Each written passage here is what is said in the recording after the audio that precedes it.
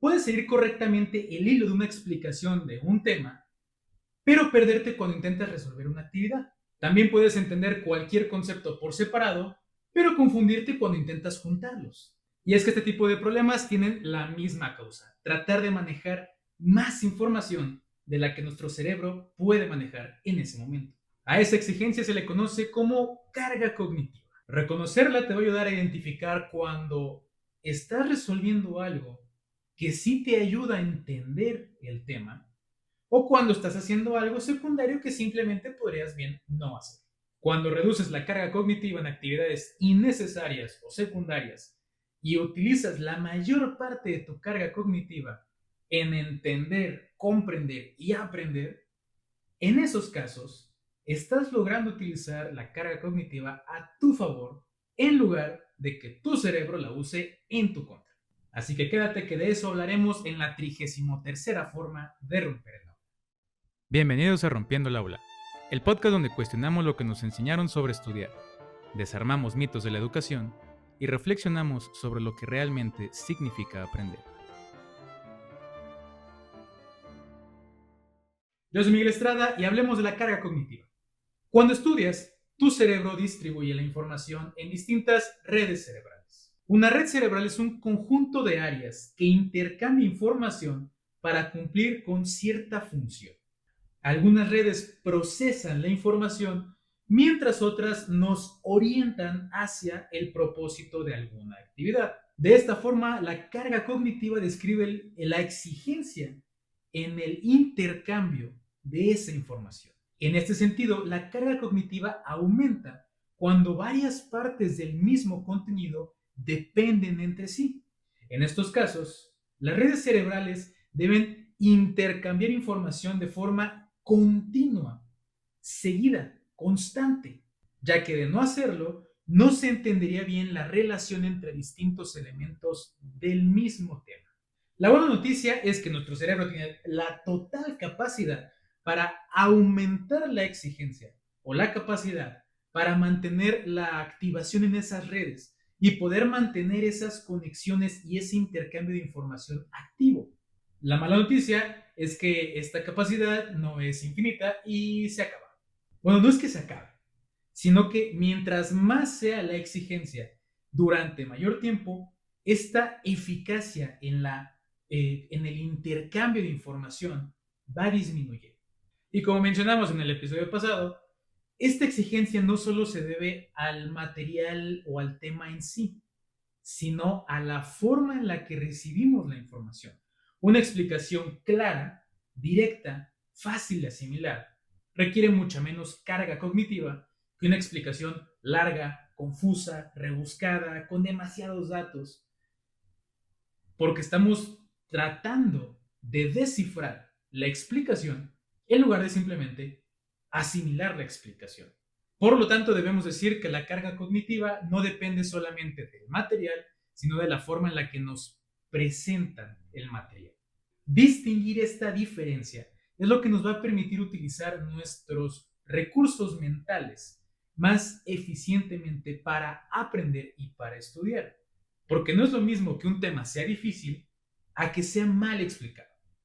Y créeme que si no sabes de matemáticas, lo más probable no es que las matemáticas sean difíciles, sino que te las presentaron mal. Y vamos a explicar las dos. La teoría dice que hay una cosa llamada carga intrínseca, que se expresa como la dificultad o la complejidad que tiene el tema en sí, pero, pero en relación a lo que ya sabes. Por ejemplo, si yo ahorita te hablara de fármacos, medicina, de la composición química del paracetamol y de otros medicamentos, pero tú nunca has estudiado nada de medicina, o incluso estás estudiando medicina, pero todavía no ves la clase de fármacos. Obviamente, el tema en sí no es sencillo, no es fácil, y nuestro conocimiento no lo puede conectar. Obviamente, la carga intrínseca va a ser mayor. En cambio, un médico ya graduado, con años de experiencia, y se descubre un nuevo medicamento. Bueno, ese nuevo medicamento tendrá alguna conexión con lo que él ya sabe. Entonces la carga intrínseca de ese nuevo conocimiento es mucho menor. Eso es la carga intrínseca. El tema qué tan difícil es en comparación o en relación con lo que nosotros ya sabemos. En cambio, hay otra cosa llamada la carga extraña, que es la otra parte que mencionamos hace ratito. ¿Cómo se presenta la información? Dicho en otras palabras, la carga extraña es la demanda adicional a la carga intrínseca. La carga extraña es un extra que nos hace todavía pensar más. El tema tiene su carga cognitiva, su carga intrínseca. Se puede aumentar o disminuir de acuerdo a qué tanto sabemos nosotros en relación con ese tema. Si sabemos mucho, la carga intrínseca es menor. A mayor conocimiento nuestro, la carga intrínseca es menor. A más, menos trabajo o menos nos cuesta. Y tiene todo el sentido del mundo. Si sabemos muchas cosas, entender algo extra nos va a costar poco. Pero si sabemos poco, nos va a costar más trabajo.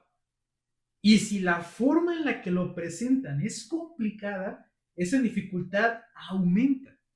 Entonces la carga extraña nos puede hacer más fácil o más difícil un tema. Generalmente, lastimosamente, en la escuela, además de la carga cognitiva que ya requiere un tema para entenderse por la pura dificultad del tema, el profe o los profes terminan haciéndolo todavía más complicado porque la forma en la que lo explican es más complicada de lo que debiera ser.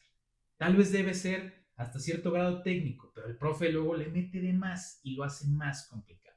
Pero esto no es el fin del mundo. Ahí te van algunas soluciones. La primera, que consiste en lo que yo llamo baby steps, pasos de bebé. A veces nos da vergüenza tomar pasos de bebé, pero realmente si nos fijamos lo hacemos en muchas cosas sin fijarnos que nos estamos haciendo. Por ejemplo, cuando estamos aprendiendo a bailar. Cuando estamos aprendiendo a bailar o algún movimiento así, físico, no nos dicen todo el baile completo. Nos dicen, primero este paso, regresa. El mismo paso, regresa. El mismo paso.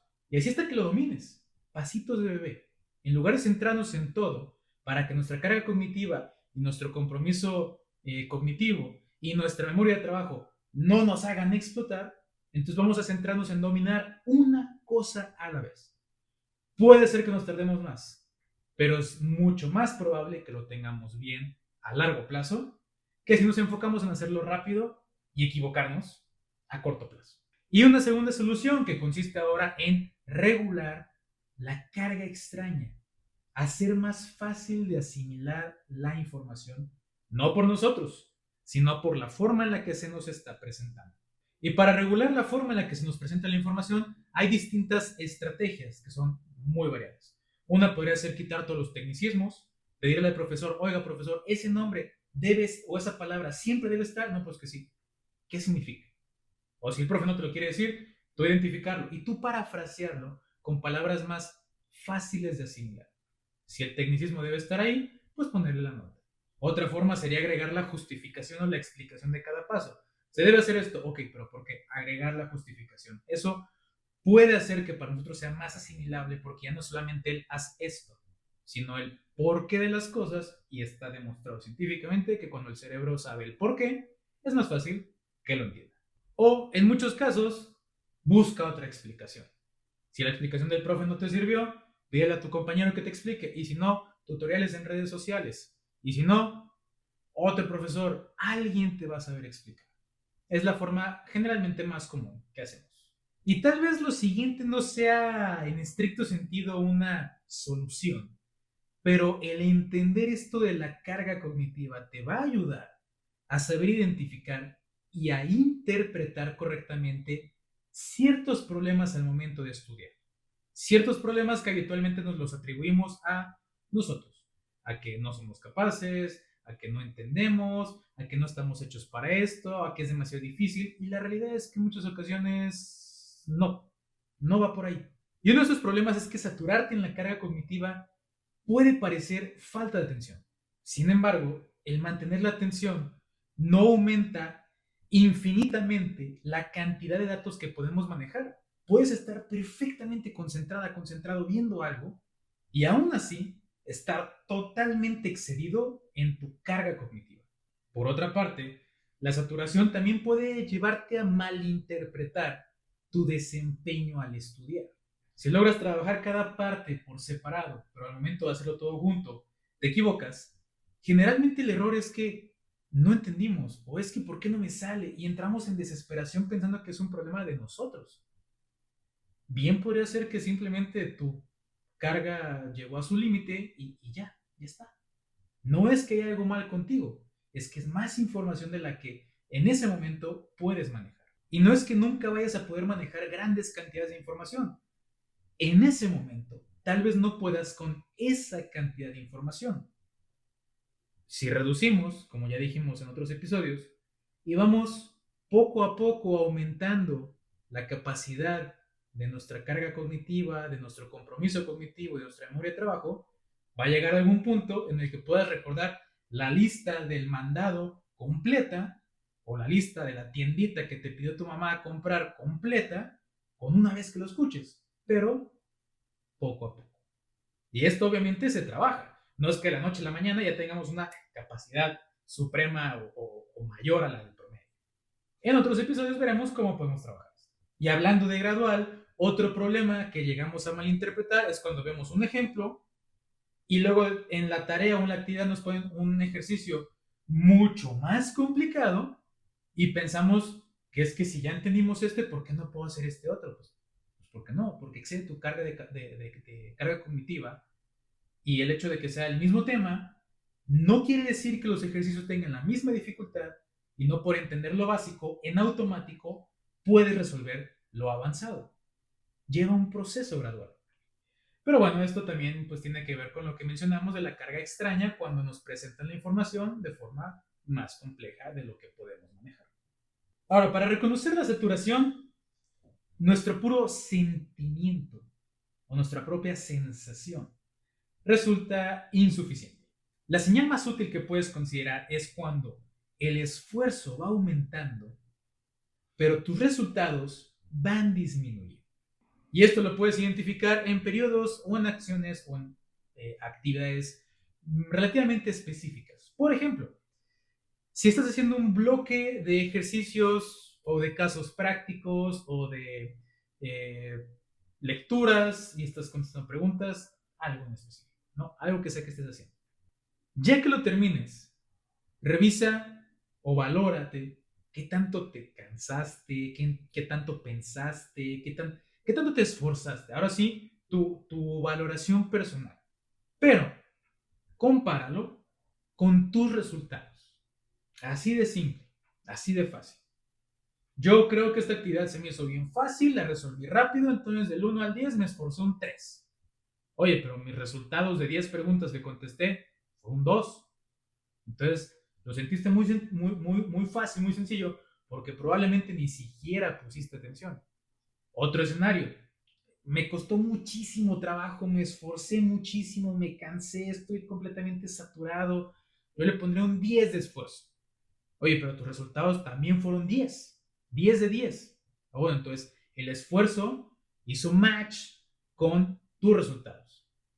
El problema real para saber cuándo hay saturación es que tu esfuerzo sea un 10, un 9, un 8, o sea, que esté muy alto y tus resultados estén bajos.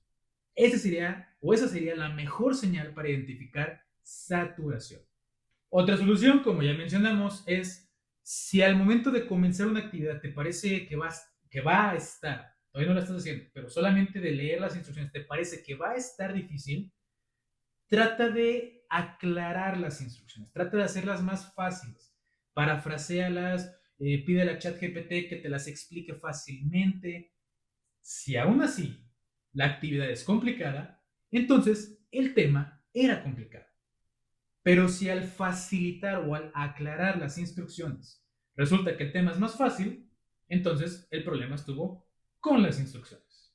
Ahora, como ya mencionamos, una forma de promover incrementar nuestra capacidad es ir gradualmente de lo fácil o lo básico a lo complejo. Pero hay otras formas. Por ejemplo, poco a poco ir automatizando las cosas no con una computadora, ni con un software, ni con una inteligencia artificial, sino contigo. Hacerlo hábito. Hacer que un procedimiento sea tan conocido, tan fácil, tan repetido. Y no solamente por repetir y repetir y repetir, sino porque entiendes cada paso cómo funciona. Dominarlo. Al momento de dominar cierta información, lo empezamos a hacer malamente, sin tanto cuidado, pero a veces no hay problema porque lo dominamos tan bien que lo podemos hacer sin dedicarle tanto esfuerzo mental. Uno de los mejores ejemplos de esto es manejar un carro estándar. Al principio de manejar o aprender a manejar un carro estándar te va a costar el infierno. ¿Por qué? Debes coordinar vista para saber dónde estás manejando, manos para mover el volante y mover la palanca, y pies para coordinar las velocidades con la mano y con el volante y con la vista. Estás coordinando cuatro cosas. Cuatro partes: la vista, el volante, la palanca y los pedales. Pero la gente que ya sabe manejar, maneja estándar. A veces cambia de velocidad con el codo, mientras está con el celular, los pies ya ni los revisa ni piensa, está manejando y de reojo está viendo el camino. No estoy diciendo que utilizar el celular sea lo correcto, estoy diciendo que a veces llegamos a dominar tan bien ciertas capacidades que dejamos de pensar en ello y simplemente las hacemos. Esa es otra forma de reducir, o mejor dicho, pues sí, reducir el esfuerzo porque aumentamos nuestra capacidad en la carga cognitiva. Y después de todo este episodio, hablando de la carga cognitiva, y más, si viste los episodios anteriores sobre la memoria de trabajo y el compromiso cognitivo, podría parecer una conclusión bastante obvia. Una tarea más fácil y manejable debería facilitar el aprendizaje, y una tarea más difícil y complicada debería dificultar. Sin embargo, no siempre es así, porque mientras algunas dificultades sí perjudican el aprendizaje, hay algunas dificultades que propician el aprendizaje. Entonces, esto nos lleva a una pregunta: ¿hasta qué punto se debe reducir la dificultad de la información? Pues eso lo platicaremos en el siguiente episodio de Rompiendo el Aula, donde seguiremos cuestionando juntos lo que nos enseñaron sobre la escuela, sobre estudiar y sobre lo que realmente significa aprender.